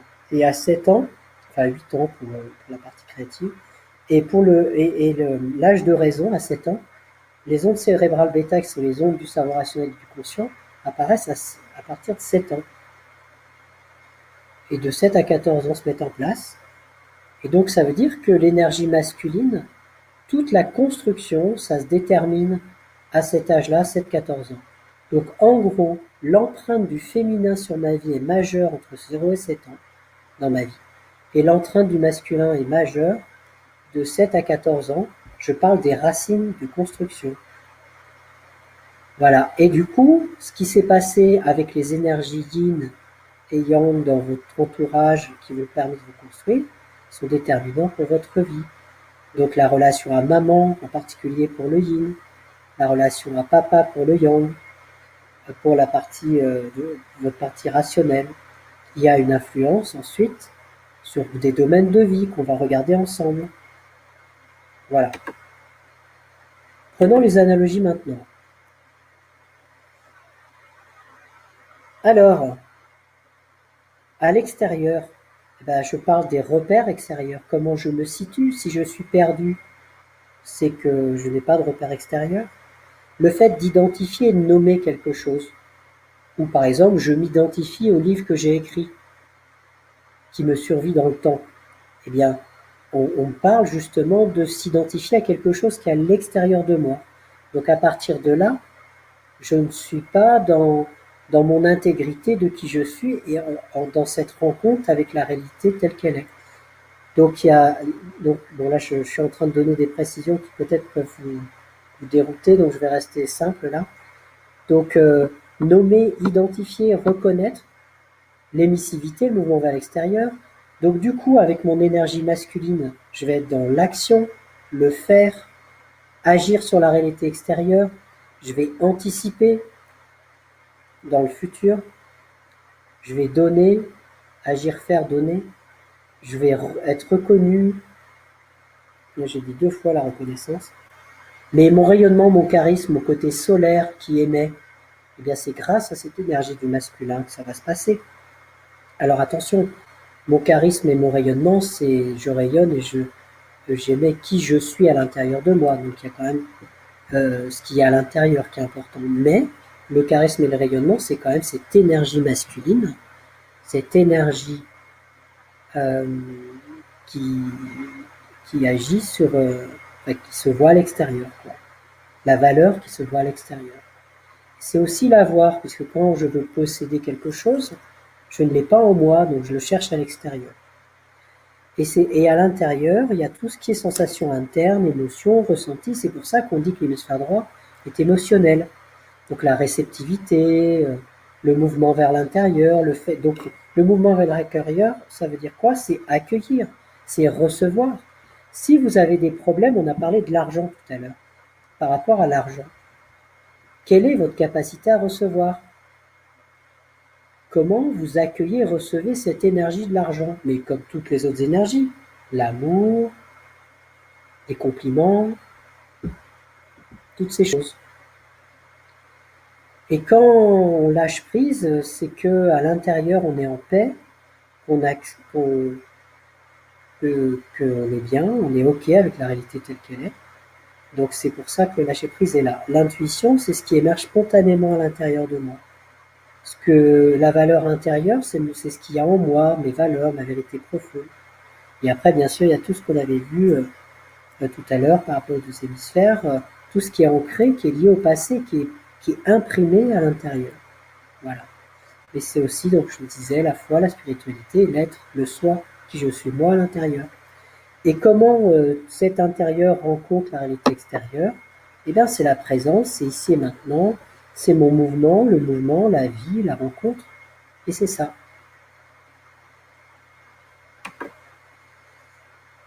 Et donc, si je continue mes analogies, ce qui se passe à l'intérieur ou à l'extérieur. À l'extérieur, c'est quand, par exemple, je vais au travail, je vais à l'école, je vis dans le monde extérieur, c'est ma vie sociale, c'est mon rapport aux autres à l'extérieur. Et c'est avec mon masculin, mon énergie masculine. C'est comment j'ai reçu les énergies masculines de la lignée, celle du père en particulier. Et pour ce qui se passe à la maison, à l'intérieur, alors j'ai bien dessiné une forme très verticale, très masculine, comme dans les rêves la nuit, dès qu'on voit des choses verticales, c'est souvent des symboles, on va dire phalliques, mais qui représentent des énergies masculines, alors que les énergies circulaires, comme la fenêtre de cette maison qui est derrière l'écriture, symbolisent réellement des énergies féminines. Donc tout ce qui se passe à l'intérieur, c'est-à-dire à la maison, dans l'intimité, chez moi, l'intérieur c'est aussi mon corps et mon intégrité. eh bien, c'est dans cette énergie féminine que ça se passe. Voilà. Et donc, je vais pouvoir accueillir chez moi. Donc, ce qui se passe à la maison, c'est ma vie affective, hein, c'est mon rapport aux personnes que j'aime, donc mon partenaire de couple, mes enfants, les amitiés profondes, c'est-à-dire les amis qui viennent à la maison, hein, les copains, les collègues, que je ne vois qu'à l'extérieur, c'est pas dans la même énergie. Voilà. Et donc ensuite, il y a bien sûr cette rencontre des deux, et donc c'est comment j'évolue entre mon évolution personnelle, c'est mon chemin de vie, comment je rencontre la vie en permanence, comment je rencontre la réalité extérieure et que j'évolue par rapport à elle. Voilà, là, le couple, la sexualité, quand le masculin rencontre le féminin. Il y a la conception, c'est quand l'ovule et le spermatozoïde se rencontrent. L'action, évidemment, par exemple, la conception et la sexualité sont des actions intenses, pour dire les choses clairement. Donc l'action, c'est cette énergie de rencontre. Voilà. Alors, donc il y a aussi le rationnel, le temps, l'émotionnel, l'espace, dont on a parlé tout à l'heure, et tout ça. Et dans tout ça sont les mêmes énergies, hein, avec ces trois plans dont je vous parle. Voilà. Donc du coup, on a toute la liste des choses que vous pouvez retrouver au niveau des deux hémisphères, avec la séparation d'un côté, la reliance à l'autre. Je vous ai parlé de la sphère affective, l'énergie espace émotionnel, la mer. Mais c'est aussi les espaces de sécurité, être en paix. Et puis c'est, voilà, quand on parle de territoire et du matériel, c'est ce qui est, c'est le concret, la matière. Enfin, voilà. Alors que de l'autre côté, on a cette énergie d'abstrait, de concept et d'analyse du côté du mental. Alors vous allez me dire qu'il y a des choses comme ça ont l'air pas forcément intellectuellement reliées, mais en fait tout est en lien. Mais vraiment, permettez-vous de poser des questions hein, pour avancer si vous avez des questions par rapport à ça. Et donc il y a une autre analogie dont je peux vous parler, c'est la notion de projet, réalisation et concrétisation. Quand on est dans l'abstrait et qu'on planifie les choses, ben on crée un plan. Et pour ce qui est de faire un enfant, donc il y a les deux cas, là, il y a le cas de la maison et de l'enfant, eh bien, c'est ce qu'on appelle le projet sens pour l'histoire de naissance. D'ailleurs, si ça vous intéresse, j'ai mon amie Laure qui organise un stage ce week-end sur les métaphores. Alors, c'est pas sur la naissance, mais j'ai pensé à Laure parce qu'elle organise un stage régulièrement sur la naissance. Et donc, si Laure, tu es toujours là, tu veux bien donner tes coordonnées par rapport au stage naissance, voilà, c'est avec plaisir que tu peux donner tes coordonnées pour que les gens qui seraient intéressés pour en savoir plus sur la naissance puissent aller vers toi. Donc là, je vais continuer. Donc en fait, pour la naissance, je vais rester sur la naissance du coup. Pour la naissance, il y a tout d'abord le projet sens, ce qui fait que je vais arriver dans cette vie, que je vais être conçu. Il y a la grossesse ensuite, donc ce qui est la phase de construction du bébé, de fabrication, de réalisation. Et puis ensuite, une fois la naissance passée, hein, donc entre le projet et la réalisation, c'est la conception, et entre la réalisation et la concrétisation, c'est la naissance. Et donc ces trois plans-là, en fait, représentent toute chose qui se crée finalement se crée de cette manière-là. La chaise ou le canapé ou l'endroit où vous êtes assis, quelque part, il a été conçu à un moment, il y a eu un plan, et après il a été fabriqué. Et là, vous constatez qu'il est là, concrètement, vous êtes assis dessus, et vous profitez pleinement de ce moment. Vous êtes dans la jouissance de cet objet. Et en fait, tout ce qui se passe autour de la naissance, que ce soit avant la conception, ce qui va faire que l'enfant est là. Par exemple, un enfant non désiré, c'est un enfant inattendu. Et l'énergie de conception qui est là, donc d'action, c'est une énergie qui fait que toute sa vie s'inscrit dans l'inattendu, la découverte, la nouveauté. J'en ai parlé lors du webinaire précédent. Et donc ça a une empreinte particulière. Et si l'enfant non désiré, s'il le vit dans la dualité, dans la souffrance, il va dire on m'aime pas, j'ai pas de place, je dérange, je voilà, bref, ce genre de propos. Mais s'il arrive à se libérer émotionnellement de la charge émotionnelle de ça, il peut expérimenter son talent créatif, c'est-à-dire expérimenter le fait que de vivre l'inattendu, de se laisser surprendre par la vie, de vivre en permanence sa voix, justement, qui est singulière et unique. Voilà.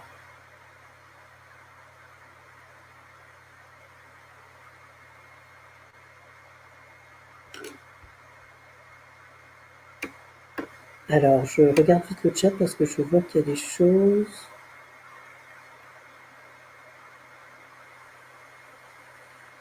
Voilà, mais bon, Sylvie, rassure-toi pour le flou. En fait, je lis toutes les informations qu'il y a sur les images, hein. Alors, Chris, est-ce qu'on va avoir des explications sur des symboles? Ben, Chris, si tu veux, demande-moi de quel symbole tu voudrais qu'on parle, hein, parce que comme ça, je pourrais donner du sens ou des correspondances ou des choses comme ça. J'ai une amie qui fait un déni de grossesse et elle est en conflit dans les 3 plans. Alors, donc, le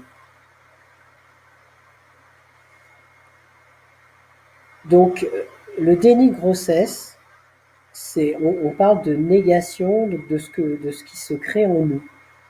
Donc, ça veut dire qu'à un autre niveau, donc il y a le rapport mère-enfant, il y a tout ce qui est porté du transgénérationnel, bien sûr, hein. Mais déjà, en fait, l'enfant, c'est notre création. Donc, on est sur le plan rouge pour l'enfant, pour la création. Et le déni de la grossesse, ça peut. Alors, la notion de dire sur quel plan ça se passe, de toute façon, les 3 plans sont inséparables, hein. C'est comme une forme, elle ne peut pas exister s'il n'y a pas d'extérieur, ou s'il n'y a pas la rencontre, ou s'il n'y a pas l'intérieur. Donc, les 3 plans sont indissociables. Donc, le déni de grossesse, en fait, c'est l'expression des 3 plans, toujours. Mais je précise juste que l'enfant est sur le plan de la création, du rouge, là, du rose. Et en même temps, le déni, c'est dans l'identification, je n'identifie pas l'enfant, et à l'intérieur de moi, dans l'accueil, je n'accueille pas cet enfant non plus. Si je donnais en fait sur les 3 plans quelque chose. Voilà. Je suis pas sûr d'avoir répondu clairement par rapport à ça. Oui, sur la question du déni de grossesse, j'expliquais effectivement qu'on ne pouvait pas dire que c'était à cause d'un plan en particulier ou d'un autre, parce que dire que c'est à cause d'eux, ben c'est être dans la dualité, c'est de voir la causalité des choses, et donc en réalité c'est tout à la fois, hein. C'est comme tout, c'est indissociable, voilà, c'est ça. Donc est-ce que du coup oui, il y en a beaucoup qui sont partis, effectivement. Donc, je vais terminer en fait avec vous ceux qui reviennent. Du coup, ce que je vous propose, donc il y a cet atelier dont je vous ai parlé. Alors, c'est peut-être en l'activant ou après l'avoir activé que vous avez eu le problème. Est-ce que vous aviez vu passer cet atelier du 20 octobre? Voilà. Donc après, de toute façon, je pense que déjà dans la présentation de la théorie, tu n'as pas d'image, d'accord. Donc peut-être faire un reconnect ou un refresh sur l'image pour avoir le PowerPoint, parce que moi je suis en diffusion là. Voilà. Euh, Par contre, le son c'est bon puisque tu interagis. Euh, Est-ce que vous pouvez, si vous souhaitez, poser vos questions par rapport à vos événements dans votre vie et avec déjà tout ce que je vous ai donné comme analogie possible, ce qui est en résonance, c'est-à-dire vous aider à identifier les analogies, enfin, c'est-à-dire le sens de vos événements, voilà, pour être clair et précis.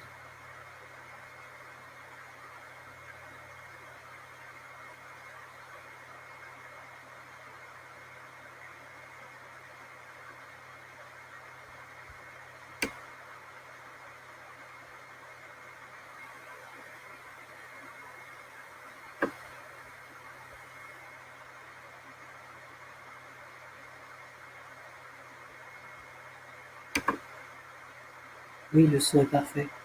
Ok. Donc, bah, dans le chat, en fait, moi, je vais répondre avec le son, hein, même si l'image, vous l'avez pas, bah, écoutez, on va faire comme ça. Est-ce que, Marion, tu aurais un événement de ta vie que tu voudrais partager et pour lequel on peut, euh, on peut évoquer, essayer de trouver le sens ensemble?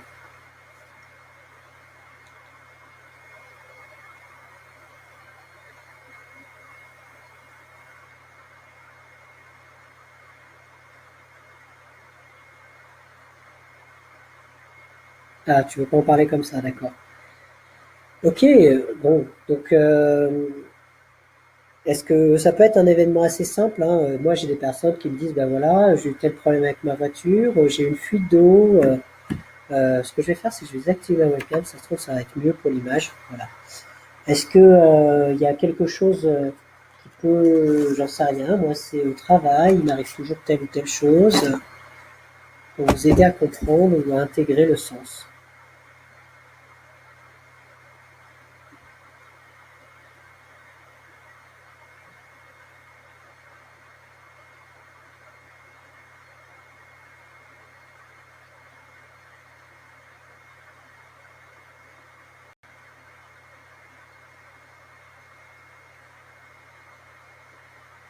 Oui, le rapport à l'argent. Alors, quelle est ta problématique d'argent? Ok, ben Marion, on va pas évoquer peut-être cet événement si tu, voilà. Un événement qui puisse être partageable, diffusable, voilà, enfin, où là où les gens qui sont connectés puissent le voir et en plus comme il y a un replay, c'est accessible quoi. Donc vraiment des événements qui euh, qui restent, enfin où vous sentez pas que ça touche votre intimité, votre intégrité, enfin par rapport à ce qui est juste pour vous au niveau de votre pudeur par exemple, que ce soit simple. Voilà.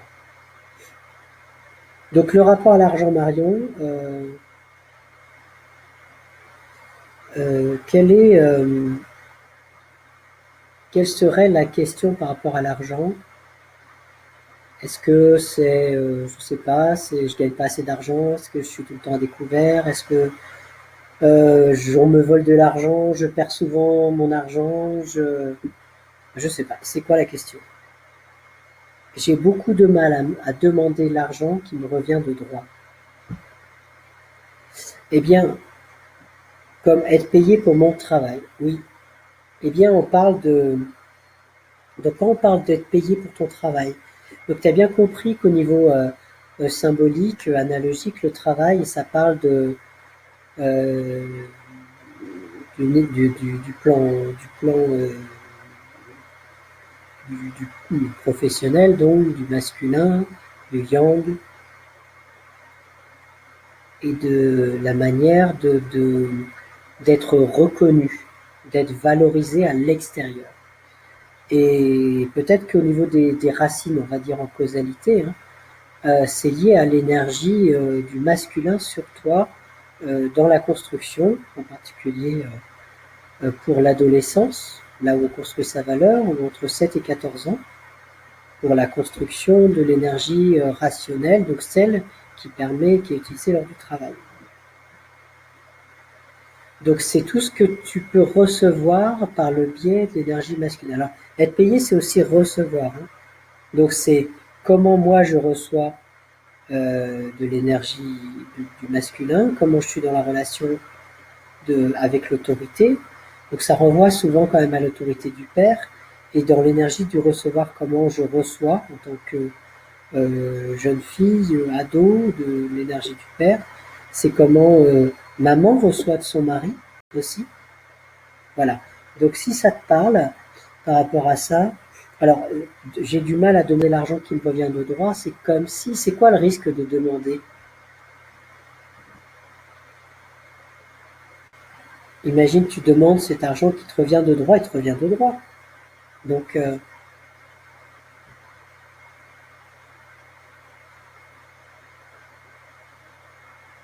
à accepter qu'on me donne de l'argent. Euh, ok, donc ça peut être Oui, donc c'est le recevoir d'abord, avant même de parler de reconnaissance extérieure. Parce que, en fait, c'est-à-dire que même si t'étais valorisé et reconnu, pour que l'argent circule vers toi, il faut pouvoir le recevoir, pouvoir l'accueillir. On va essayer d'être en position inférieure, de dépendre de quelqu'un. D'accord. Oui, donc sensation d'infériorité, donc c'est ta valeur en toi, à l'intérieur, comment tu... Est-ce que tu es digne, est-ce que tu mérites vraiment de recevoir? Donc on est dans cette énergie de valeur, la perception intérieure de ta valeur, et on est dans cette énergie de qui a la reconnaissance et la valeur vue à l'extérieur, donc ce que tu vaux et ce qui est reconnu à l'extérieur de toi, et ce que tu vaux à l'intérieur de toi. Et donc ces deux piliers-là font que ça circule, quoi, ou non. Voilà. Je ne sais pas si j'ai répondu à ta question.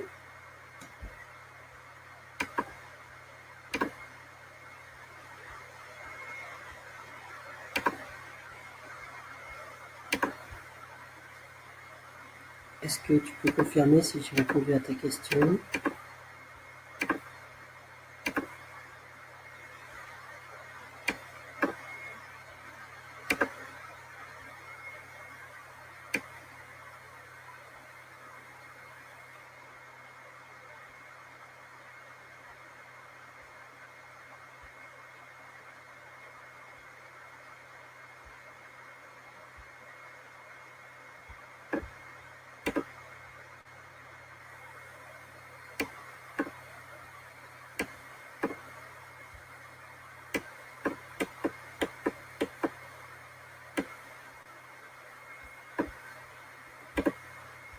D'accord. Oui, énergie féminine, car dans le recevoir, effectivement, la première chose, l'une des premières choses, c'est vraiment se sentir digne, mérité, être capable de recevoir et que ça circule dans la réceptivité. Oui, absolument. Dans le mouvement vers l'intérieur. C'est ça, c'est énergie féminine d'abord. Et après, et comment faire bouger ça? Ben, travailler sur l'énergie féminine pour le recevoir. Et pour la reconnaissance extérieure, travailler sur l'énergie masculine.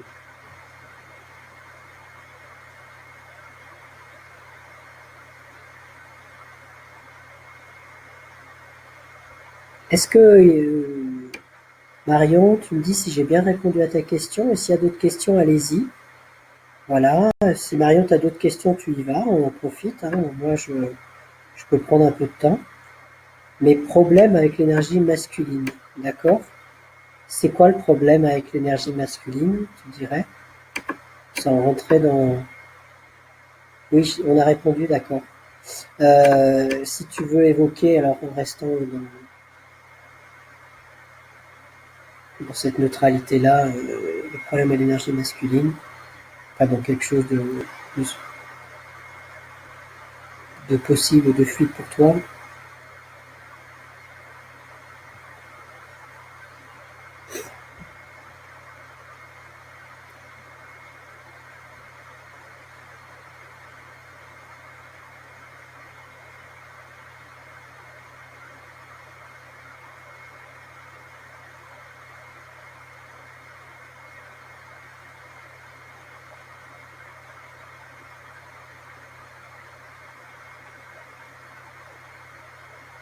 Le fait de la perception de l'argent. Alors, c'est-à-dire, c'est quoi ta perception de l'argent, Marion?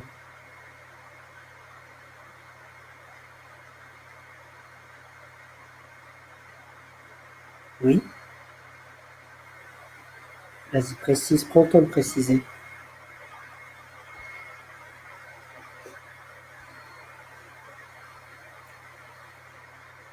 C'est quoi ta perception de l'argent qui vient à toi?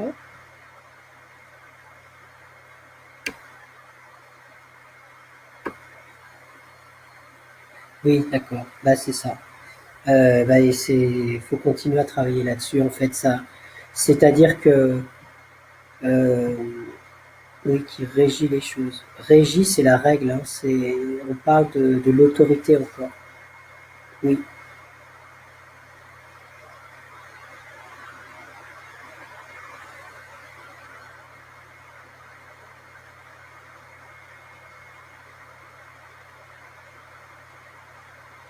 Oui, c'est ça. Alors, qui nous empêche d'être libre, ça veut dire qu'il y a quelque chose qui contraint, qui enferme dans la perception. Du coup, c'est une croyance limitante. Ça touche les croyances. Voilà.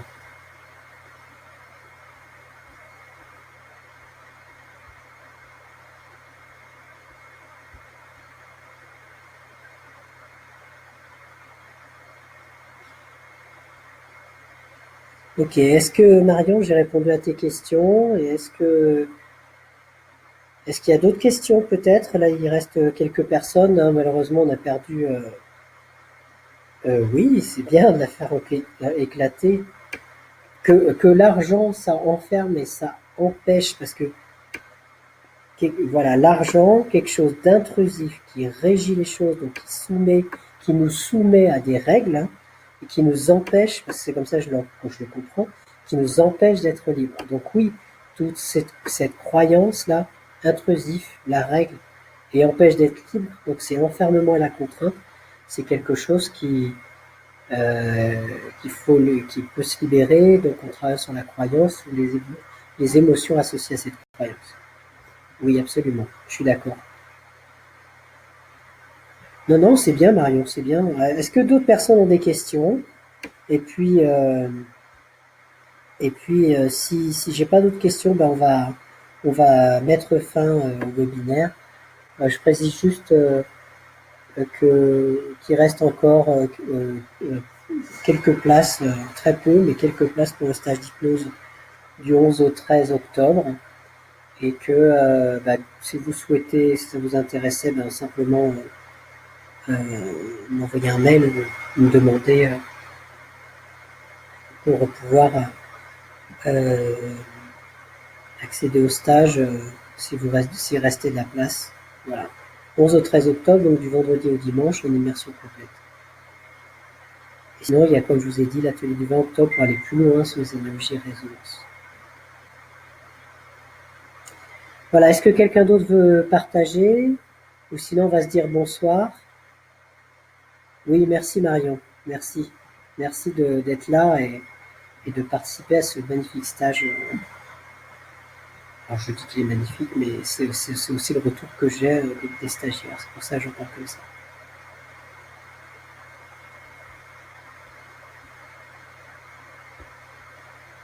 Ok.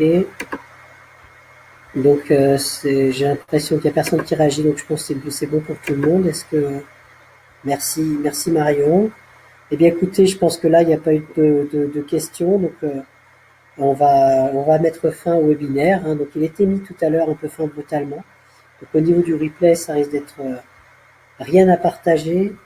Bah, désolé, non, non, sois pas désolé, Marion. C'est peut-être que moi j'ai quelque chose à comprendre aussi sur la communication, sur la technique, sur l'intelligence du réseau Internet. Je regarderai en regardant le replay, c'est quelle phrase je disais quand c'est arrivé, et comme ça, peut-être que ça va. En plus, si j'étais sur l'empreinte de naissance, donc je sais de quoi il s'agit, je pense. Mais j'irai affiner ça pour mieux comprendre le sens que ça peut avoir pour moi. Hein, parfois, le sens, on ne comprend pas tout de suite. Hein, il faut qu'on expérimente les choses. Oui, absolument. C'est dans l'expression. Voilà, ça fait un petit moment que ça. Voilà. Merci Raphaël, merci Marion, et merci à tous ceux qui sont encore là d'avoir été là. Et puis voilà, donc je sais pas du tout comment ça va se passer pour le replay. Peut-être qu'il n'y en aura pas, peut-être je referai une conférence, je ne sais pas. Voilà. Merci beaucoup. Écoutez, je vous souhaite une excellente soirée.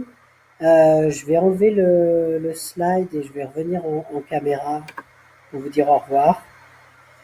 Voilà, et puis je vais passer en caméra. Et donc, écoutez, je suis quand même très très content qu'on ait pu échanger tous ensemble et partager ce moment. Voilà, je vous souhaite une bonne soirée, merci beaucoup et à très très bientôt. C'était vraiment un plaisir de vous accueillir dans cette conférence. Et on a encore des aléas techniques, mais c'est comme ça, c'est tout. Ça marchera mieux la prochaine fois. Merci beaucoup, allez, au revoir.